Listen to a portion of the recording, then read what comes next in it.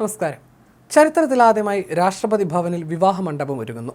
രാഷ്ട്രപതിയുടെ personal security ഓഫീസറും CRPFിലെ assistant കമാൻഡറുമായ Poonam ഗുപ്തയുടെ വിവാഹത്തിനാണ് രാഷ്ട്രപതി ഭവനിലെ മദർ തെരേസ ക്രൗണിൽ ഈ മാസം 12-ന് മണ്ഡപം ഒരുങ്ങുന്നത്. നിലവിൽ രാഷ്ട്രപതി ഭവനിലെ സുരക്ഷാ ചുമതലയിലുള്ള ഉദ്യോഗസ്ഥയാണ് പൂനം ഗുപ്ത. 74ാം റിപ്പബ്ലിക് ദിന പരേഡിലെ വനിതാ സംഘത്തെ നയിച്ചതിൻ്റെ പേരിൽ രാജ്യശ്രദ്ധ നേടിയ വനിതാ ഉദ്യോഗസ്ഥയാണ് പൂനം. തൊഴിലിനോടുള്ള ആത്മാർത്ഥതയും കൃത്യനിഷ്ഠയും കണക്കിലെടുത്താണ് രാഷ്ട്രപതി ഭവനിൽ വെച്ച് വിവാഹിതയാകാൻ രാഷ്ട്രപതി ദ്രൗപദി മുർമു പൂനം ഗുപ്തയ്ക്ക് അനുമതി നൽകിയിട്ടുള്ളതെന്നാണ് വിവരം. രാഷ്ട്രപതി ഭവനിൽ വെച്ച് നടക്കുന്ന ആദ്യ വിവാഹമാണിത്. പ്രത്യേകം തിരഞ്ഞെടുക്കപ്പെട്ട അതിഥികൾക്ക് മാത്രമേ കല്യാണത്തിൽ പങ്കെടുക്കാൻ സാധിക്കുകയുള്ളൂ.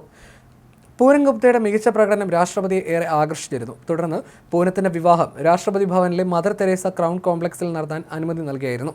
അതേസമയം രാഷ്ട്രപതി ഭവൻ ഈ വാർത്തയെക്കുറിച്ച് പ്രതികരിച്ചിട്ടില്ല. മധ്യപ്രദേശ് സ്വദേശിനിയാണ് പൂനം. ഗണിതശാസ്ത്രത്തിൽ ബിരുദധാരിയായ പൂനം ഇംഗ്ലീഷിൽ ബിരുദാനന്തര ബിരുദവും B.Edഉം നേടിയിട്ടുണ്ട്.